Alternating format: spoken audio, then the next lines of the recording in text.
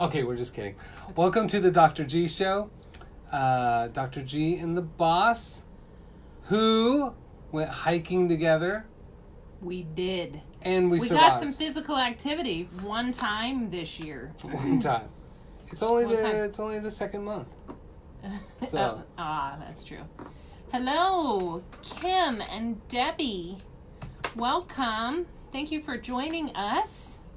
yeah. So as you guys know, I'm Dr. G. I practice functional lifestyle medicine in Wichita, and help people reverse conditions that nobody seems to be able to reverse. And we My have name Holly is Hajajina. Hajajina. It's sort of a hard J. Hajaj. My name is Holly Hajaj, and I work as a corporate wellness director at the YMCA, so I try to help people get healthy at work.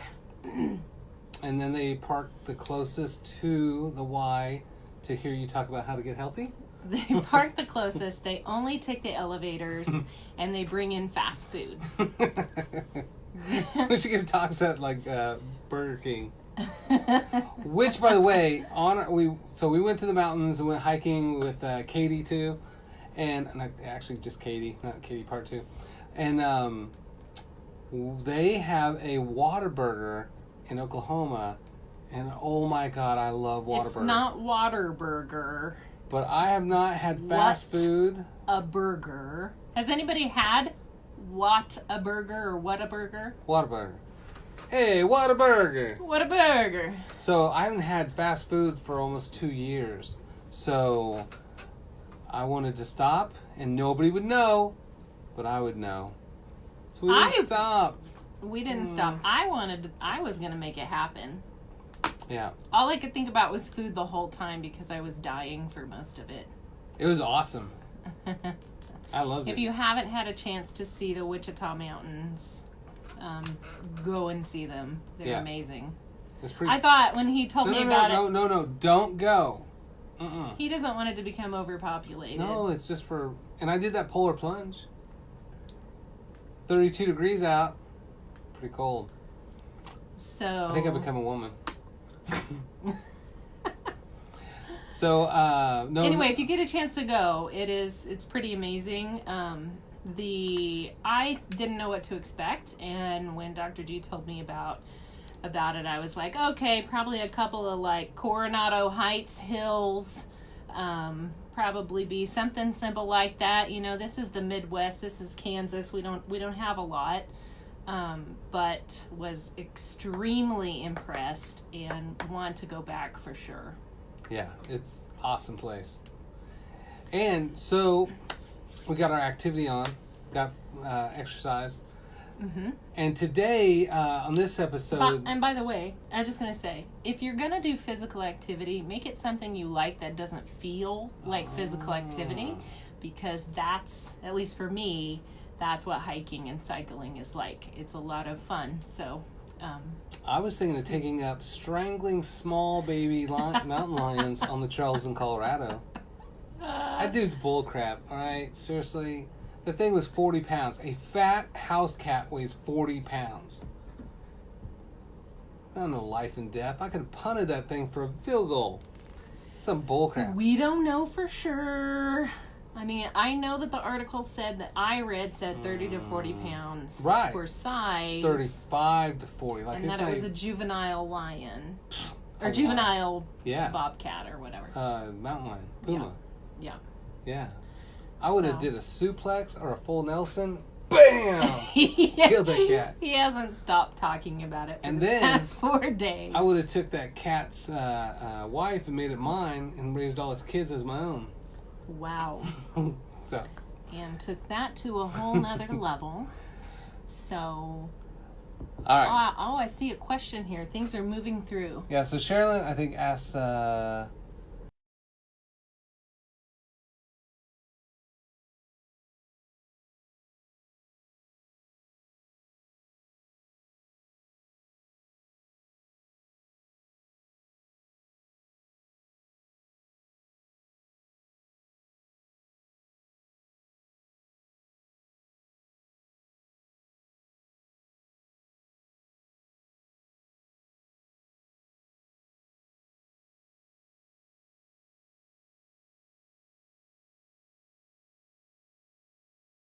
But the Y is definitely family friendly, and we do have options for kiddos or the Kid Zone.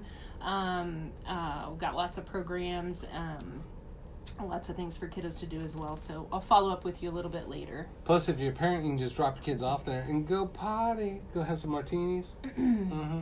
Right, we're the local babysitter. That's right. Well, they only got to be 8 years old to even go to the pool. So. Right? Alone? You just dump them in there. That's what I'm talking about. Yeah. He's so responsible. YMCA's your babysitter. He's so responsible. So we're on episode 129, and we're on our third part of Food is Medicine. And so today, we're going to throw a little monkey wrench in and talk about 2 crazy myths when it comes to food. The first myth is that American food's not healthy. And that's, fast food is not healthy. That's a myth? Oh, wait, that's not. We're going to talk about grains make you fat. That's a myth. Or grains are bad. And we're going to talk about fat makes you fat, which is also a myth. You're giving it all away. I mean, it could be a myth. Why do they even need to watch the rest of the show? It could be a myth, or maybe it's not a myth, but we're not going to tell you till the very end. Secret reveal, Scooby-Doo mask pulled off. Boom. Hi, Newman. There's Newman. So, we're talking about fats and grains today. We figure that's a little bit of a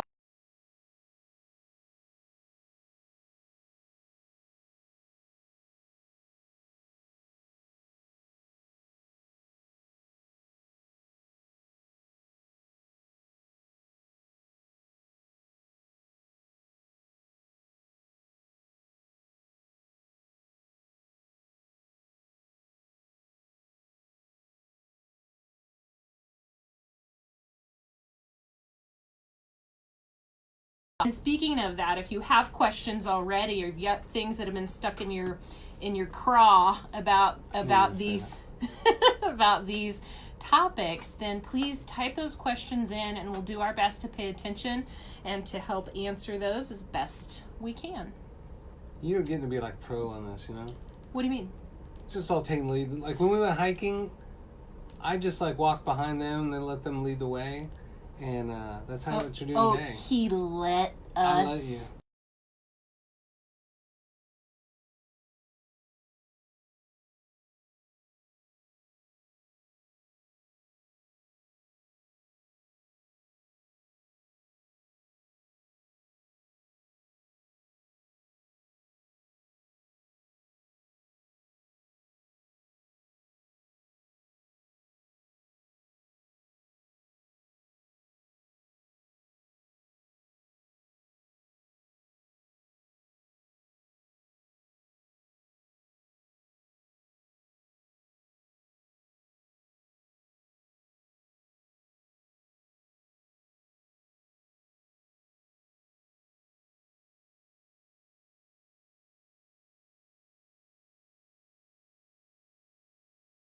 Low internet connection, and it says it's recording.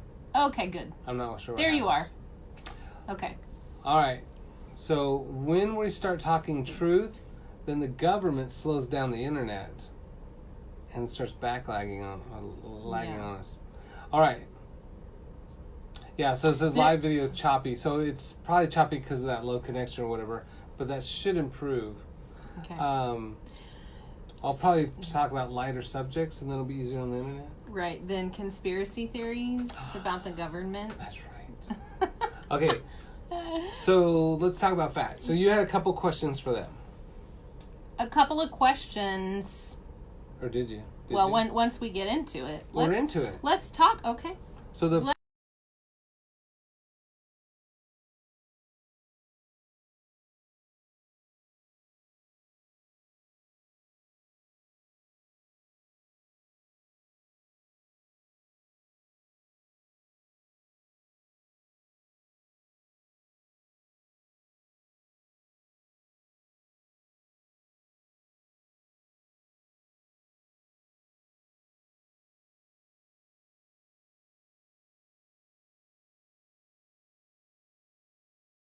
fat makes us fat. And what? Hey, Debbie. Might be the snow. So does fat make you fat? What are your thoughts? Yeah. And I'm sorry we're choppy. Not sure what we can do about the choppiness. It's probably the snow. The snow slows down the internet, just like the highway. And then the government probably got it to snow. Government. So that it could slow down traffic. That's right. Slow down, keep people from watching the show. That's right. The whole government, it's all about this. Let us know if it starts getting better. Yeah. I'm not sure what we can do about it other than to restart. Mm-hmm. Okay. So fat. Does fat make you fat? That is the first question. Does fat make you fat? Does anybody have an answer for that? Look at that. I'm a poet and I know it. Does fat make you fat? Do you have an answer for that? Seems like it should be true. Seems like it.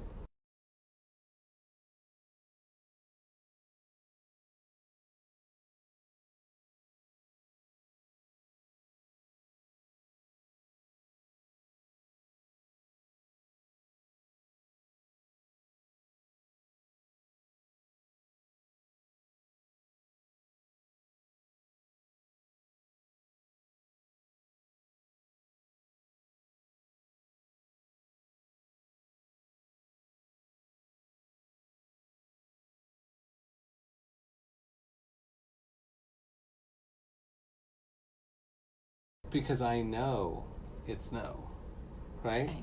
So, if you think about like back in the 70s, they had finally got the food pyramid, and they were talking about what causes heart disease.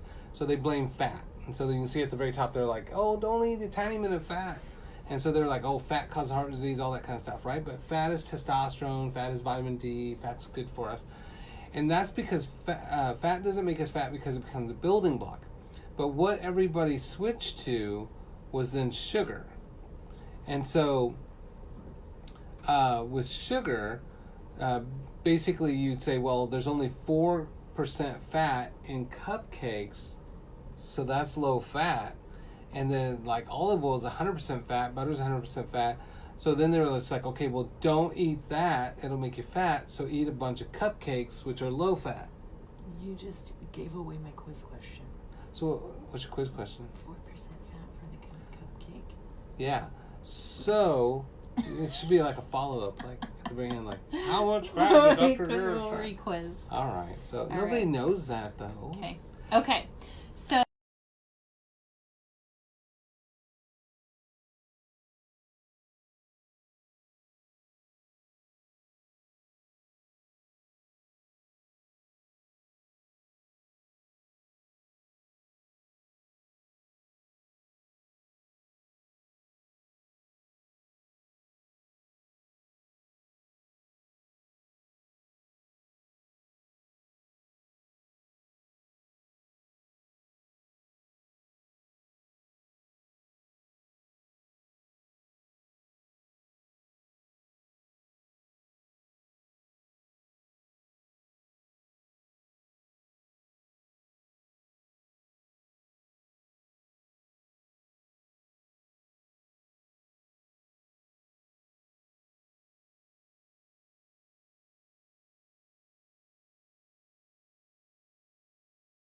Measurement of sugar. So the sugar basically binds to free fatty acids as glycerol, and then that converts your free sugars into stored fat. So the sugar becomes fat, and then fat truly becomes like hormones and brain and cells and all that stuff. So are you saying, Dr. G, that all fat is good then? No. There are some bad fats. Does anybody know what the bad fats are called? Back fat, that's bad. Belly fat. Neck fat. Is that what you're talking about? Muffin top. Muffin top. Double chin. All I need is a tramp stamp and a muffin top, and I'm going to the beach. That's what I'm going to get. So, You think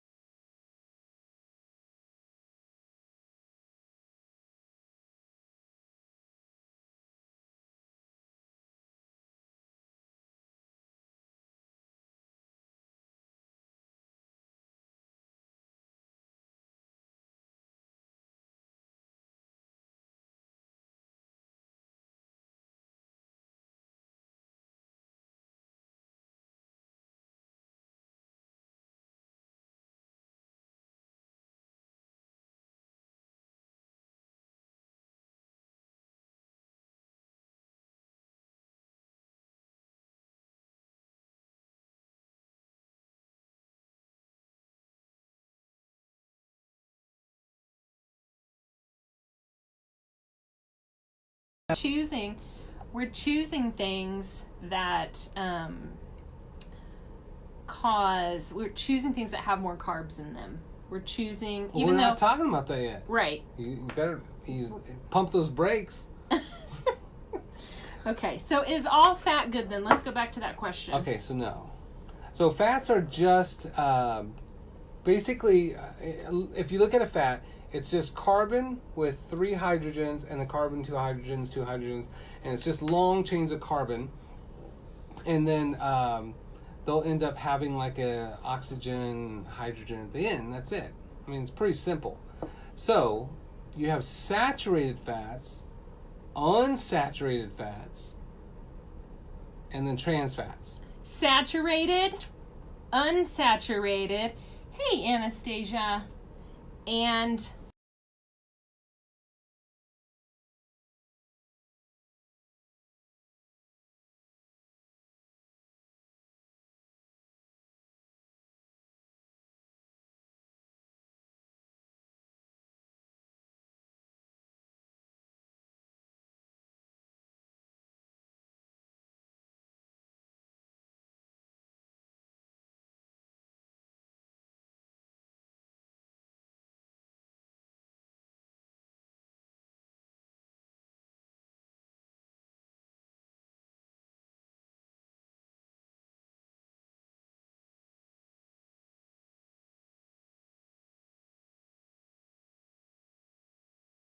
Would be like butter or animal fat. so right? I think people have the idea that if they're eating something that turns to a solid at room temperature, if they eat it, it's going to turn to a solid in their vessels. That's right. That's what they think, but that's not true. Mainly because your body is at almost 100 degrees, so there's no room temperature inside your body, right? So, and it breaks down, and so you don't end up with those fats in your blood vessels because they're in your gut, not your blood yet, right? They have to be broken all the way down to enter your blood. So saturated fats that's the concept or the misconception, and that's where they get in trouble back in the 70s of blaming saturated fats, and then now it's just like, no, saturated fats can be healthy, and then it's just like, well, it depends on how high you cook them, all this kind of stuff. And so again, is eggs are bad? No, eggs are good. Then the yolk's bad. Then just eat the whites, and then you can eat the whole egg. And all we do is just keep dicking around and blaming other stuff, right? So what are some examples of saturated fats? That's what I was going to ask you. I just know animal fat and butter. Animal fat. Cheese. That's animal fat. It's all animal fat. Butter's animal fat. Cheese animal fat. Animal fat's animal fat. Is it all animal fat? I don't know.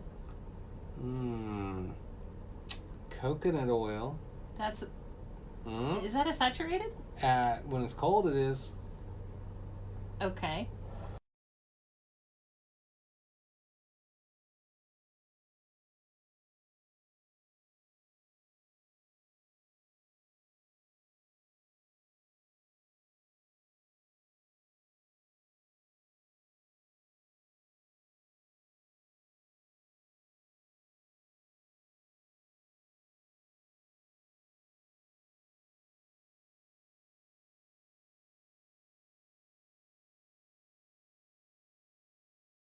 Eating proteins and animal foods, would we still not want to moderate some of those saturated fats? So, all saturated fat comes from plants.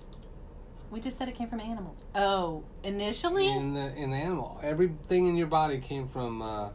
everything that's ingested came from plants. Yeah. But then we could still say then we can eat as much protein as we want too. We can. Boom. But the blue zones are moderating their... Well, it's all moderation with that. Okay. So I think that's the reality is, a little bit of animal fat's fine, a little bit of... now, estrogenically, butter and cheese are problems in America.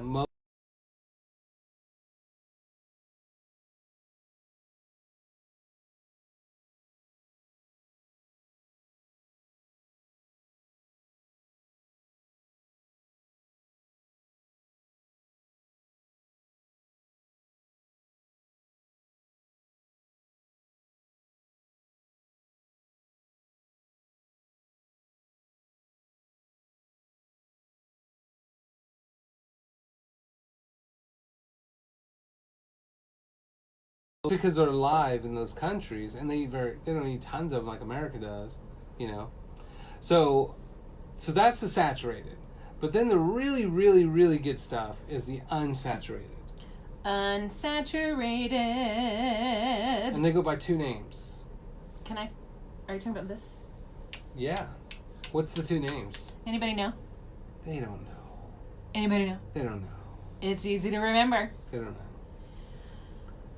I'm going to throw it out there for you because this is an easy little trick. Mufas? No, they know. What are you doing? What? We asked them the question. No, I'm just teasing. Well, we've been cutting in and out, so I'm not sure. Say it. All right, so Mufas. Mufas and Poofas. And Loofas. That's not real? No. Right. Mufas and Poofas. Mufas and Poofas.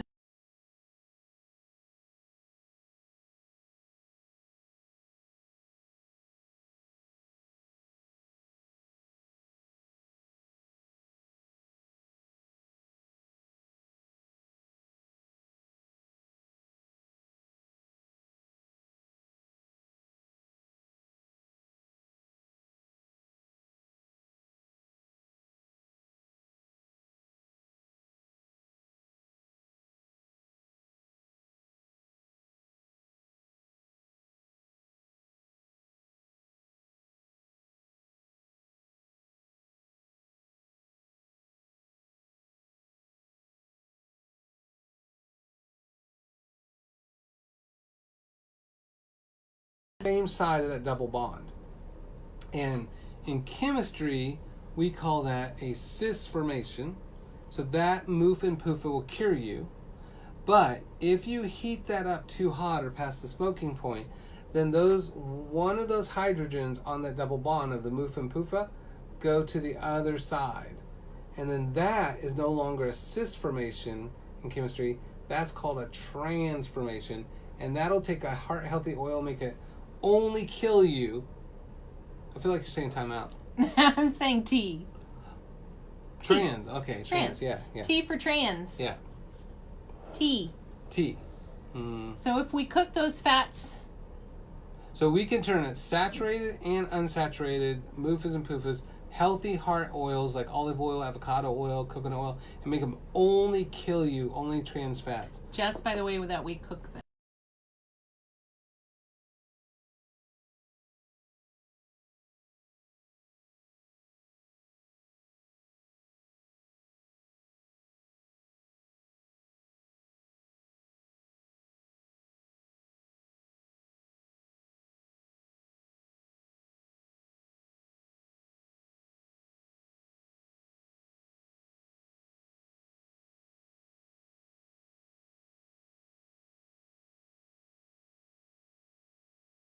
Work right when we use it.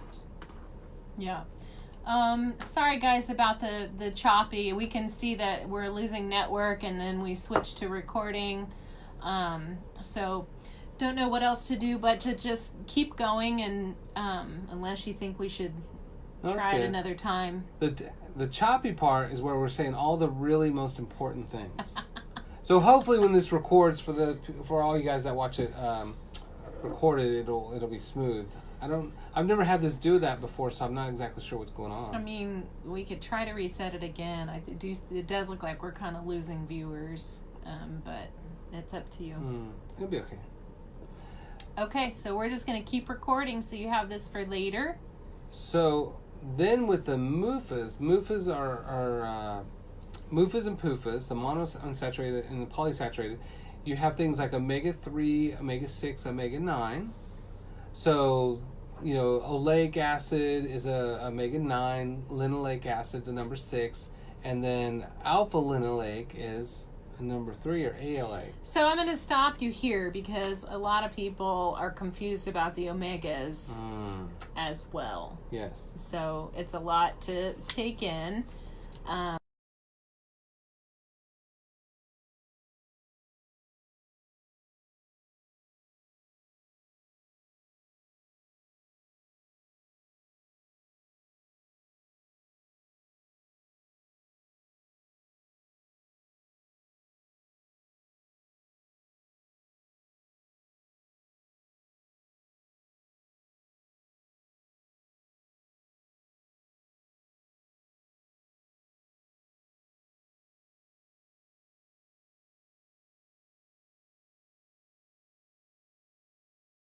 inflammation, and then we heal from that. And so that healing process is really important. So in nature, it should be a 1-to-1, maybe 1-to-2 ratio with like omega-3 to omega-6. So the inflammation, anti-inflammation kind of balances itself out. It's just that the American diet, we eat 40 times the inflammatory omega-6 fatty acids because we eat corn-fed stuff and corn-made products instead of things like free-range cows and grass-fed, grass-finished, and wild-caught from the ocean, and free-range birds, that kind of stuff. So is there, if you're eating, you said there are omega-3s, 6s, and 9s in the MUFAs and PUFAs? Mm-hmm. Yeah, MUFAs tend to be omega-9s. PUFAs tend to be like more 6s and 3s. Okay. Yeah. What are some food examples of MUFAs and PUFAs? Well, so the reality is that they're actually kind of balanced in things. So, supplement-wise, people will get 3, 6, 9s that are balanced out, but you don't really need that. If you're taking fish oils, you need to be doing more omega-3s to knock down inflammation. That's the whole purpose. But we're talking about food as medicine. So what are some actual foods? So all fruits, vegetables, nuts, seeds, berries, legumes, and greens.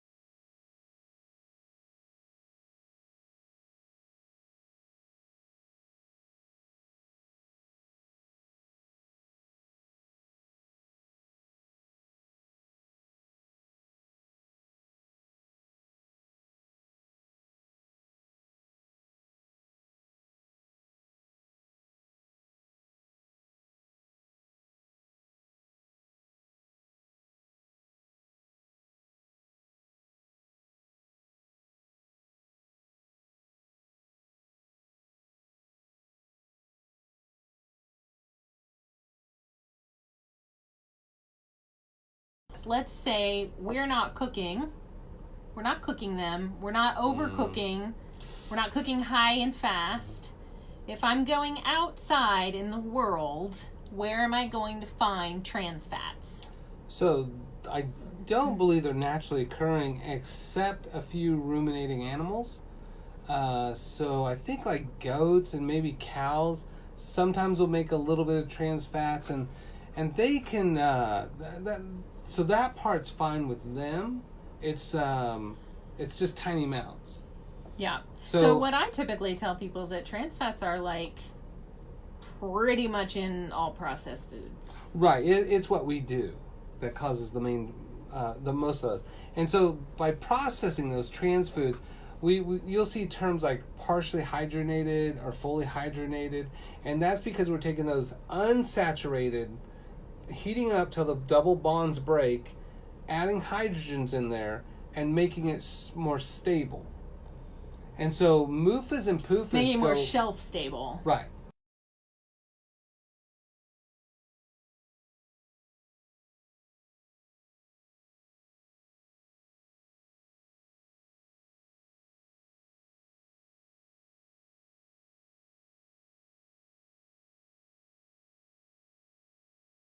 With trans fats, the whole reason for that, especially when it comes to processed food, is long-ass shelf lives. So so we've been modifying these foods to make them inexpensive, but then to also keep them on the shelf forever, which pretty much kind of kills the nutrient value. Right. And we're going to find those in like cakes and cookies and chips, fried foods. You're going to find trans fats in fast food as well. Those, you want to be looking at those labels for, like Dr. G said, the partially hydrogenated or the hydrogenated fats as well. Is there do they come under any other name? No, typically, you're looking for that hydrogenated word, and then that's how they hide that trans fat. So, like 40% is like cakes and cookies and crackers is where we get it from, but 1% is from like breakfast cereal, 3% from salad dressings, shortening, which I grew up on the Crisco, right? And then you use the oil in the Crisco. Did your mom do that? We did. That's so gross. 4% of that comes from that. And then about 5% are potato chips, or fried stuff, corn chips. And then fried potatoes, like French fries, by themselves.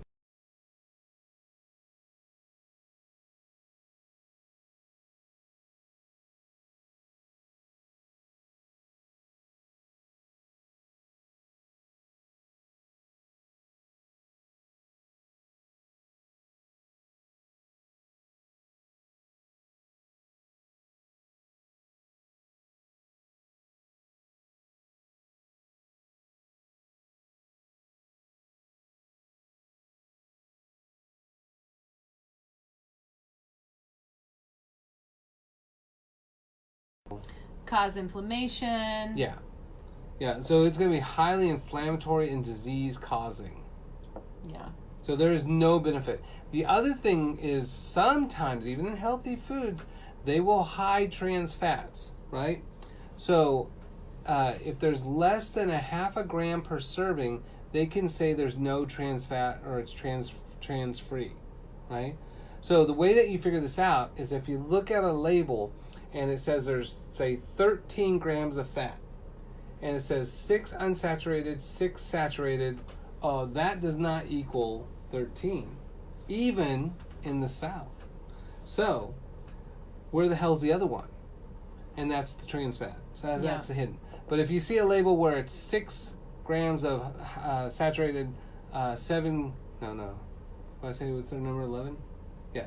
So, 13. It's 13. Uh-huh. So 6 saturated and 7 unsaturated. Then that equals 13. And then you know that there really is no trans fats in there. Mm-hmm. So it's a great way to kind of figure out where they're screwing with you at when it comes to that. Yeah, so the trans fats will lower your HDL. They'll lower your good cholesterol. That's right. What else do? They cause inflammation. That will in turn cause that plaque accumulation. Is that right? Yep. So what else do? If they're causing inflammation, there could be a whole host of things that's happening to the body, to the physical body, to your mental state, to your stress responses, to your blood pressure.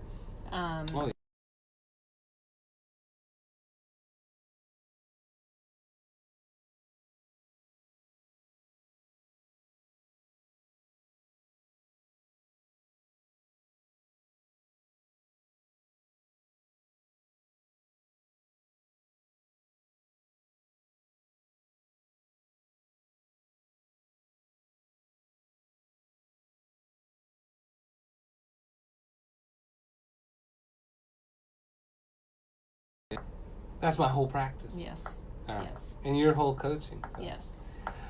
So so it's great for money. I mean, basically, that's the whole reason for all that. It's just money. Just money. So there's some manipulation happening with your food that I think a lot of people don't know or understand. That foods are created especially to keep you eating them. Those convenience foods, especially the foods with the trans fats, they taste good. Yeah. They taste good on the tongue.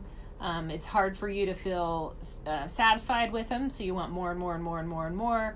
And that's something to think about as well, because that's specially created to do that. Sounds like trans fats is like a bad boyfriend. Oh my God, I love trans fat. He's so cool. And then he's like stealing your credit card and cheating on you. It keeps coming around. You just have every time you're a little sad, he's like, "What's up, girl? Why don't you dry those tears away? I'll be here for you. Let me hold you tonight. I'll be faithful this time. We can just snuggle. Just smell the French fries. It's fine. So it'll be different this time." Okay, so we're a little bit over halfway through tonight. Yeah. And the first half of the show, we're going to talk about fats. The second half of the show, we're talking about grains. So, Fats don't make us fat. Fat's our brain, fat's our hormones, fat's vitamin D, it's testosterone, it's all those wonderful things that we need for our body. So fat becomes a building block to every single one of those 50 trillion cells that are turning over all the time. But we want to avoid trans fats. Yeah, and so saturated fats, don't worry about that. Unsaturated, make sure you get lots of those. Balance out with more. And you said flaxseed and chia seed. Now, flaxseed and chia seed are alpha-linoleic acid, where fish oils are EPA and DHA omega-3s, so they're all omega-3s. Okay. But ALAs convert slowly to DHA and EPA. So if you want it fast, you still want fish. You still want fish for immediacy. Yeah. Okay. And fish got their omega-3s from eating plants. Okay. And algae. So if you're a vegan, it's like, well, how do they get theirs? Well, the same way the fish did, eating plants. Yeah. So here's my next question. We've talked about fats. Right. And if fats are so great, then what's wrong with the paleo or the keto diet? You trying to make enemies? Because my viewers. Because paleo? The proponents of the keto or the paleo say that we can derive our energy from ketones, from fats, essentially from fat consumption, that we don't have to survive on glucose. So talk to us about that. Grains are healthy. The healthiest countries in the world eat grains as their staple, and they're not fat, right? Because whole grain, from all these traditional diets, those people are always healthy and happy, and they live longer. We come up with bullshit because we eat too much sugar, we get too fat, we drive to the gym, to walk on a treadmill, and then we come up with these crazy complex ideas instead of just being reasonable. So this could be a weight issue versus a health issue. Right. Because you will see results. Yeah. If you start the keto diet. But you'll see immediate weight results, but it is difficult to maintain. Right. Usually you'll see that plateau within about a year. Yeah. And I'm going to assume that you're going to say it is not generally healthy. We can also, with the keto diet, run the risk of autodigestion.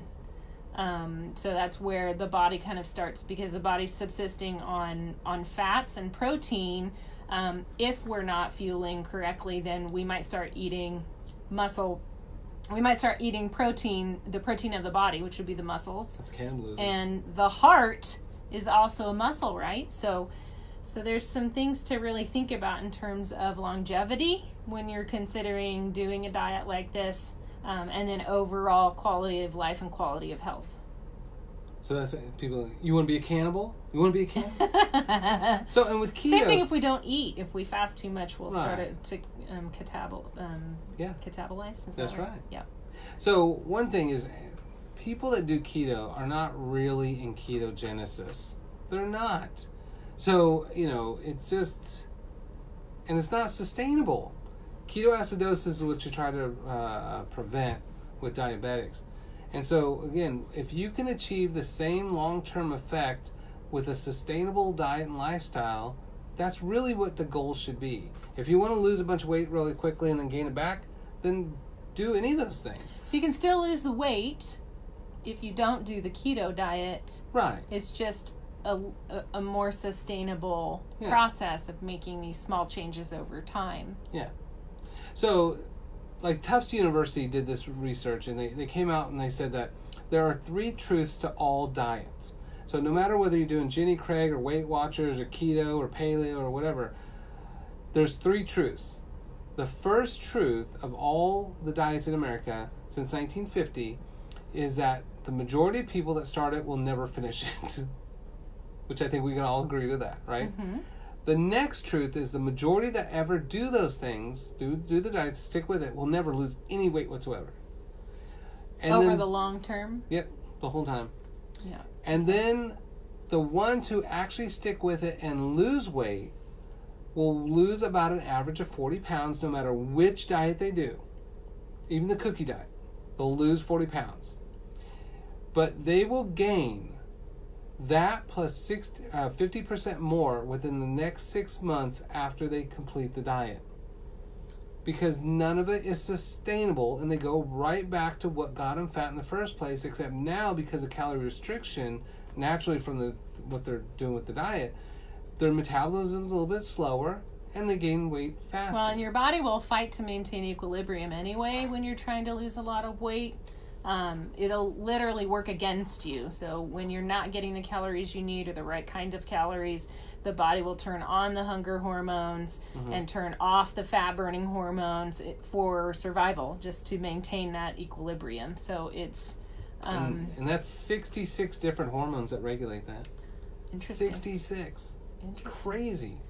So we want to create long-lasting results for life, something you could do for life. Sure. And I think when we try to take on too much or do something too complicated or something that has so much structure to it, it is very difficult to maintain. Yeah. So we're going to talk about grains now, because I think as a result of some of the popularity of these diets, I think a lot of people are anti-grain, and I'd like for us to kind of cut through the bullshit. Cut through some of those myths as well. Yeah. So the grains making us fat, is that a myth? Do grains make you fat? So they did this carb-neutral with low-carb diet, right?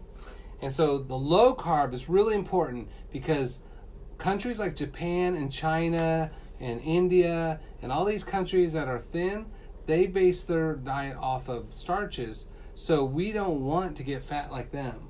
I mean, if you get fat like an Asian, holy crap, then what? Your size like 0 and you have to like get rid of all your clothes. So how the hell do they all eat grains but not get fat? But Americans eat grain and we get fat. Anybody want to take a guess at where we're heading with this one? Yeah. So why you guys are thinking about that answer? Let's talk about gluten. So, do you know what gluten is Latin for? I do. No, you don't. Yes, I do. What is it? Glue. God dang it. So, gluten, which sounds like glue, is actually the glue that holds. So you take grains which have sugar in them, naturally occurring with the fiber, and then you put yeast in there, and the yeast eat the sugar and they make gas. And then that'll keep growing as long as the glue holds it together, and then you can make really big fluffy bread. Is that why I get so much gas when I eat carbs, when I eat gluten? Because you're eating the gas in the... No, it's because of dysbiosis. Okay. So, gluten's found in most grains because that allows you to grow stuff, and like I think teff probably doesn't have that much, or amaranth, I don't know, but they give you that doughy kind of texture. So it was discovered by Buddhist monks. Do you know this? Gluten was.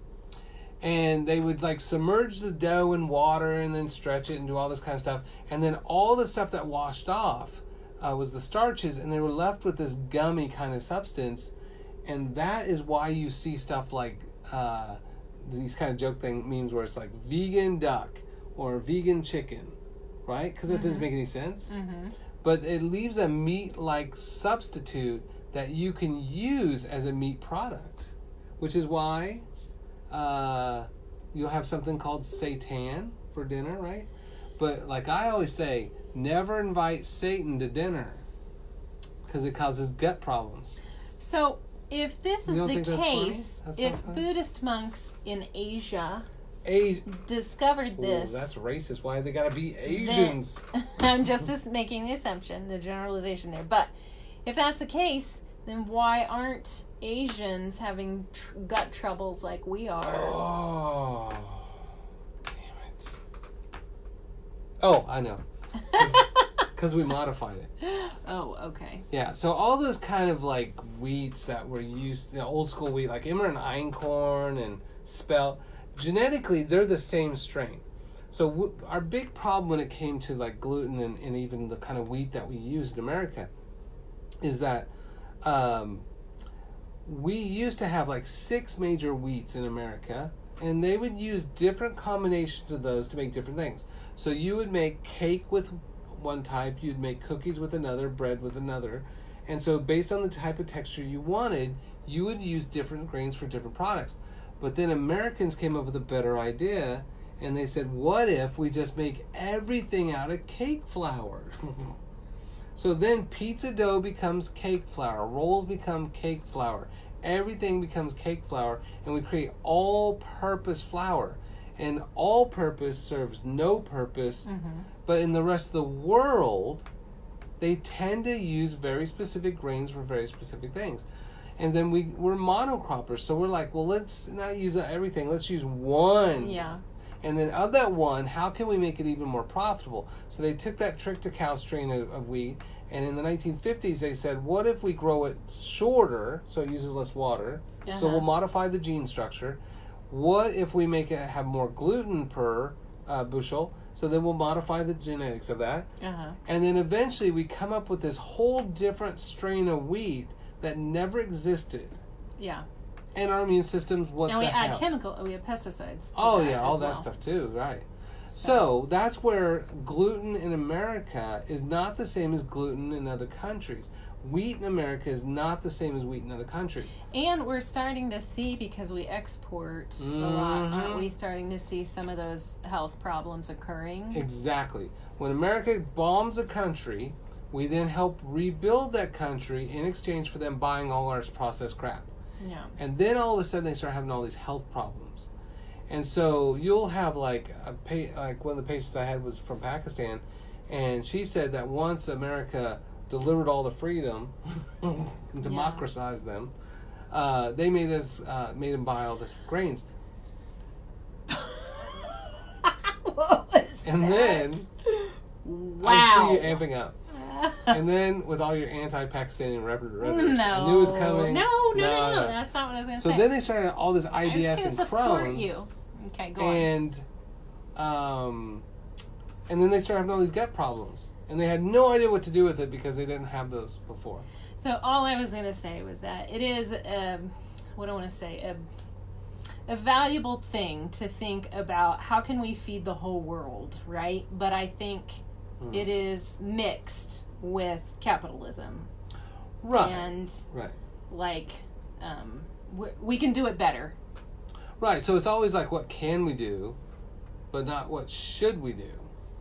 We can feed the world with healthy stuff. In fact, that's not even the issue, because we actually waste more food in manufacturing than we throw away more food than the world could eat. Yeah. Do you know that? Yeah. Yeah. No, I believe that. So we talked about, we know that grains aren't bad in and of themselves. We've talked a little bit about gluten and wheat and how it's different now, and that's what's causing the problem, most of our health problems. We've also kind of talked about people using that as the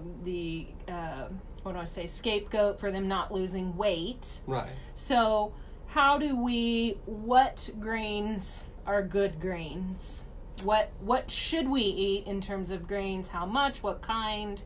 So that's a good question. And one of the things is, all grain all carbohydrates are just sugar bound to oxygen, bound to sugar, bound to oxygen, bound to sugar, bound to oxygen. So like a whole loaf of Wonder Bread is just pure sugar, right? But what makes grains different, especially in other countries, is the fiber that's in there. Fiber absorbs 80% of all the sugar, and then it creates something called fructooligosaccharides, which then is prebiotic fiber, and you buy that at the health food store to feed your gut bacteria. That feeds gut bacteria that makes B vitamins and lowers the blood sugar, or lowers the glycemic load by 80%. And that makes butyrate, which feeds DNA polymerase, which then edits out mutations at the rate of about 10,000 mutations per cell per day. So that fiber in there is actually one of the most anti-cancer things. And just... I have a question. Sure. Okay. So people right now are supplementing with prebiotics. Right. So we eat sugar that took the fiber out. Then we buy the fiber at the store. So we just bought what we took out. So what if someone's saying, well, I know I need prebiotics. You're just saying they need to eat fruits, vegetables, nuts, seeds, berries, foods, right? And they will get those prebiotics and therefore probiotics as a result of that consumption of the whole foods. Oh yeah, absolutely. Yeah, and that's one thing. Like, so one of the things on any grain is you have like a whole bunch of bran on the outside. Bran is kind of brown. That's that shell on the outside. 80% of that is made of minerals and fiber. Lots of B vitamins in there that give us lots of energy, makes us feel healthy, boosts our metabolism, our thyroid. But all that fiber on the outside is what binds to the sugar on the inside to feed our gut bacteria. And so then you have the endosperm. All right. Endosperm, which is where all the sugar is, right? Mm-hmm. That feeds the actual seed when it grows. And then you have the germ, which is the high omega-3 fatty acids, right? So that's essential oils. So in grains, you should have essential oils inside, like the yolk of the egg. Then you have the middle part, which is the sugar. And then you have the brown stuff on the outside.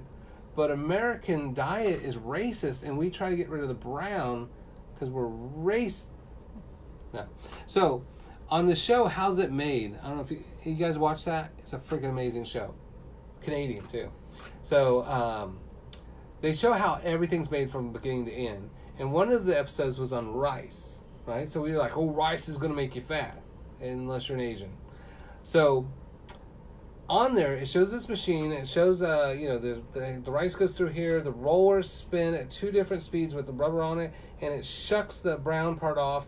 A fan blows that over to the side, and then out comes white rice, which is just pure sugar, right? So then the guy says, what happens to all the brown stuff? And the guy got all excited. He's like, oh my God, that is so full of vitamins and minerals and lots of good fiber. It's so nutrient dense. It's over here, and it's just solid brown. We sell that to farmers for the cows. So the cows get all the nutrition. We get just pure sugar, and then we blame the grain and not the process. See that? Mic drop.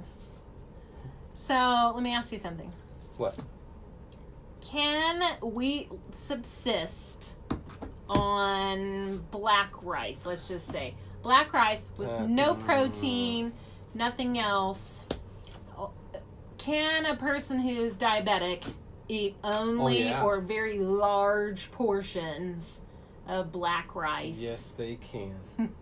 You thought I wasn't going to know that. I'm just throwing it out there. Now, if they eat white rice, they become diabetic. If they eat black rice, they become undiabetic because it's low glycemic. In fact, black rice is so... How do you even know about black rice? How do you be knowing about that? Do you think that I've learned only everything from you? He's consistently underestimates me. Where do you buy black rice? At the natural food store. Oh, it's $8 a pound there. You can get it at the Asian store as well. It's only $2 at the Asian store. And, which by the way, my patient told me, cassava flour? Yeah. So if you make cookies out of cassava flour, ooh, that's a cookie. It could be bad, right? But cassava flour is the fiber part of the yucca where tapioca is the sugar. So you can make flatbread, wraps, and you can make cookies and stuff and pie crust out of cassava flour, and it won't mess your blood sugar up, right? But it's $15 for a bag of that. But guess what? At the Asian store, like Lucky's Market, it's $5 for that bag. $5. So I have one more question before we move forward. Lucky's is on East Harry. Is that the question? No. Oh. So what about, some people say or think that the coating on plants is like, and I want to use, I keep wanting to say the word lectins. Oh, lectins. So like the coating on plants to protect the plant from being eaten by animals, which theoretically is making us sick. Yeah, saponins, lectins, it's bullcrap. Okay? It's proof texting for philosophy. That's his scientific response. I couldn't eye roll harder when people bring up that stuff. Because if you go and you look at PubMed, which is where all the research is, right? And you say lectins benefit, it shows all these wonderful ways that lectins benefit us. The same with saponins, the same with nightshades, the same as histamine foods. And so there is a reason that those are in there. But if you say, well, do the healthiest, happiest, longest living populations eat those? Yes, all the time. Everything we tell you not to eat in America, because the next big thing that's going to change your world, if we get rid of this, is bull crap, and it's not what the healthiest, happiest, longest living populations do. It is not what animals do in nature. So what Dr. G is saying is don't go down rabbit holes. Yeah, it's all rabbit holes. By trying to pull parts and pieces away from whole foods. Now, I will say, out of 18 years of practice of reversing the most unreversible things for people all around the world, there's been like 2 patients where lectins were a problem. Okay. 2 people. So it's out of literally 8 people out of all those years. No. So it's not a widespread thing. No, not at all. It's more benefit than risk, and that's the same with histamine. People are like, oh, histamines, antihistamine diet. So then they cut out all these healthy foods, and then they get diverticulitis. They're like, oh my God, get rid of seeds and that. And then they have kidney stones. They're like, oh, it must be the grain or the greens that are doing it. So they get rid of those. And by the time you get done, you can't eat anything. So we still want a varied diet. If you're continuing to have gut issues on your varied diet, then you probably need to come see Dr. Garrett. Because there are still things that are going to be disruptive or counter... What's the Productive. word? Counterproductive, or what I want to say. Counter-reproductive. For people. Yeah. Like if you're doing all the right things, like remember your guy who you said, eat fish oil, eat... you told him to do all these things. Oh, yeah, eat fish and ginger and turmeric and spinach, and it got worse. Because it turned out that was his food sensitivities. So I thought I messed up big time with that. So if you've done all these things, you're doing them all regularly, and you're still not feeling right and good, you're still having lots of trouble, that's when you call the professional for some help. Calling the heavy hitter. So, grains. What are some examples of good grains? Well, so not gluten. Most people do gluten-free, but they just get gluten-free bull crap, which is just crap. So, quinoa, black rice, red rice, purple rice, forbidden rice, which forbidden rice is purple. So, that's kind of interesting. And then, wild rice is a grass, that's good. And amaranth is fine, and teff, and arrowroot is great for like coating stuff if you want to fry stuff. So there's lots of really good things that you can eat that work really well, but it's mainly the modern wheat that's the problem, the American wheat. So that's where sometimes when people get like, once they feel perfectly fine, we might try an emmer or an einkorn, which are genetically haven't been changed, but they don't make donut kind of stuff. They are harder and they're heavier. Yeah. So people then get frustrated because again, it's not the same when they make a piece of crust and it's chewy and it's heavy. Yeah. And then you make a roll and it's heavy. We just have such a plethora of wheat products that it seems like cutting out all wheat. How do I want to say that? Like all grains are wheat. Yeah. So, and with that too, even though we know that there are healthy sources of wheat, that's still in America, that's still going to be one of the top food allergens. Right. Yeah, and they've actually, we're used to like gluten be the allergen, right? So then people are gluten free, but then they're like, I can eat wheat, but they can't because we have modified it so much that like nowadays research shows that there's 27 potential wheat allergens that have been identified in modern wheat or American wheat. So that's like alpha amylase, and you have cystocillin, and you have trypsin that's modified in there, alpha amylase, even the glucodices, chitolase, which I like, that's pretty cool. But a whole bunch of others. Like, it's crazy that there's so many different components, but we have modified those within one generation. Yeah, and Thomas, Dr. Rickard. Einkorn's really good, emmer, but Wheat Belly's a really good book about that. Yeah. And then what's the other one? It's Grain Brain. Grain Brain, yeah. Yeah. Grain Brain's by Perlmutter, and Wheat Belly is by Davis. And those are great books to get started with, for sure. And I went over to a friend's house, and they were experimenting with cassava flour, and so they made amazing things with that. And then she started messing with Emmer, and her mom's diabetic, and so she's found out that einkorn. She started using einkorn, and einkorn doesn't mess with her mom's blood sugar at all. Like, it's really good. So again, it's an old genetic strain, and you got to buy a cookbook for old school kind of bread. How do you make it? You can't really use it the same as you would typical wheat, and it's not going to be the same as what you're used to. But she made blueberry scones. They were amazing. Yeah. Mm-hmm. Real quick question off the grains. There are a few questions from, I think, Roy, who was asking, can you eat peels? Can you eat orange peels? Can you eat melon peels? Can you eat... You can. Yeah, but like oranges, since I was a kid, I just eat them like apples, especially when I go hiking. So you can eat it. It just needs to be... I make a lemon paste per Dr. G's recommendation with a whole lemon, with the lemon peel. Yeah, especially citrus peels are wonderful, but they need to be organic. That's the only bad thing with that. Yeah. And then... the other thing is the other gluten ones that you might not know. So a lot of times people are like, well, if I can't have wheat, maybe I could have other things. But like barley is gluten. What are some others? Barley, malt, bran.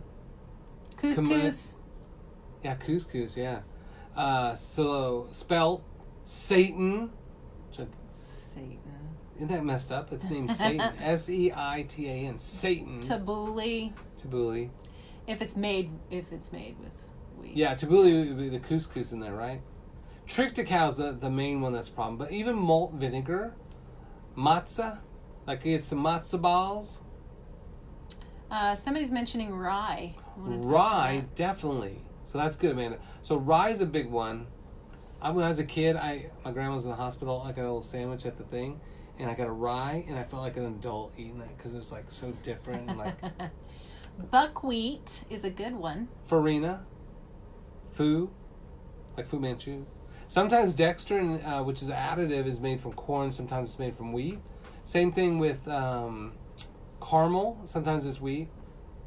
So you didn't talk to my buckwheat.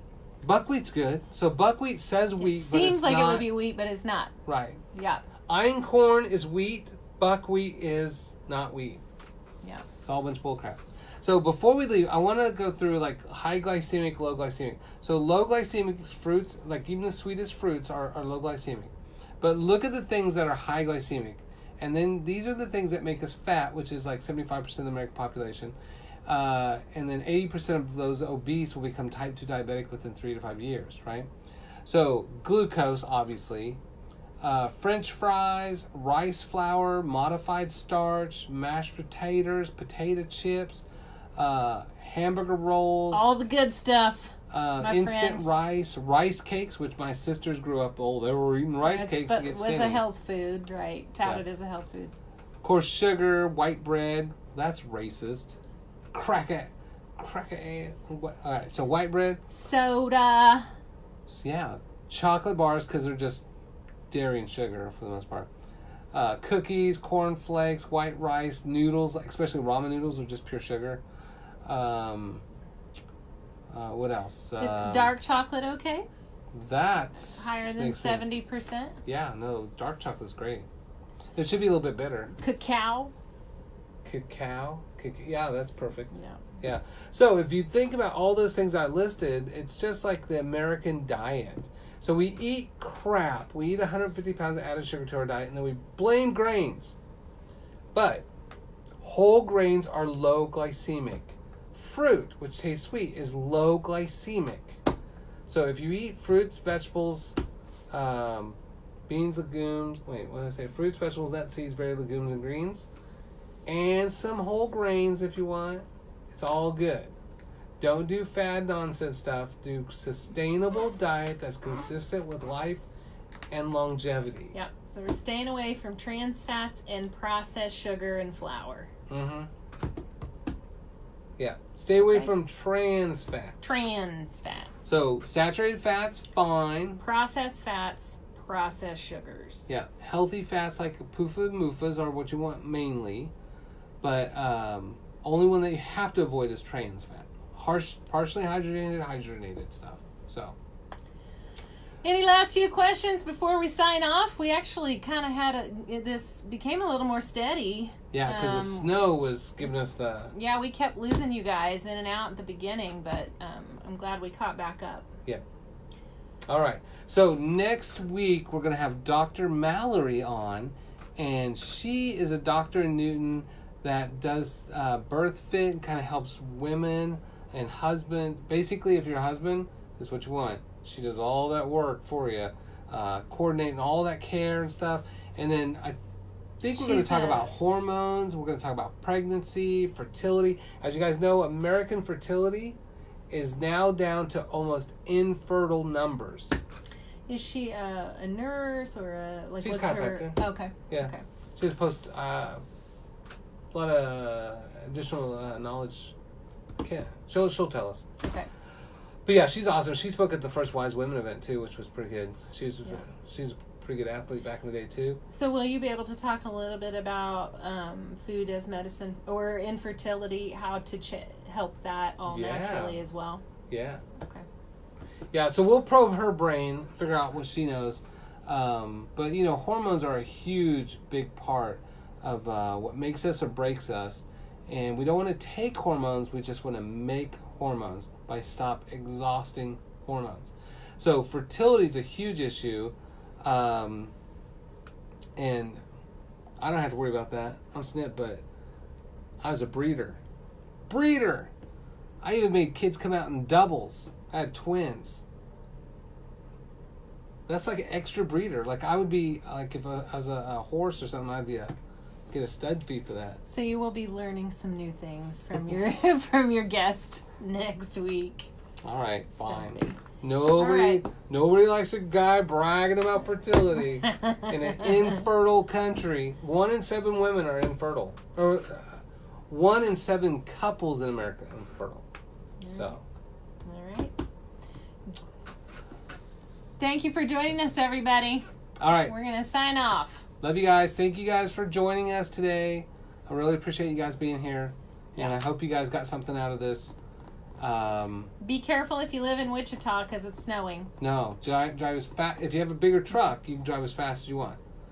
When we were driving back from this girl here, oh my God, we were driving back from Oklahoma from the mountains, right? You would have had us in the ditch, and it was so fast. I know. I listened to you, and it was fog, and it was 28 degrees. So there was parts where the road was black ice, you couldn't see, but everybody's flying down this road, and then all of a sudden, like my car slides sideways just a little bit, my gut just drops, like everything is just like, oh no.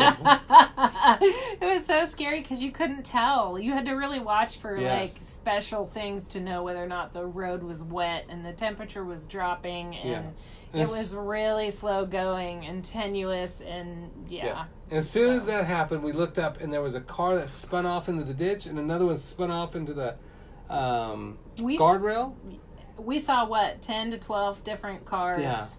Yeah, Just- along the way. Just for fog. Because then we would get past that, and everybody would put on their hazards, and Holly's like, "You're going too fast!" And so I was going 30 to 40 miles an hour. And then, with the hazards on, and That's because we'd have people passing us going 60, and then we'd see those people wiped out on the road. So we go for a little bit, and then crashes. And then we would go for a little bit, and then crashes. And people would just be like flying past us. And the last one was all these semis were flying past. And the next thing you know, semi over here, car here, car here, car there. And we're still just like going 40 miles an hour. Just do. Like smart people. But holy crap, I found that when you turn on your emergency emergency lights on, boom, everybody starts turning on theirs and going slow. Like somehow you're signaling that, whoa, be careful. Yeah. And then eventually everybody starts speeding up and passing you. So be careful. Don't take any chances. That's right. So, okay. Have a good night, everybody. All right. And Mindy just showed up at the very end, so that's great watching the very end of this. All right. All right. Bye, you guys. Have a good week.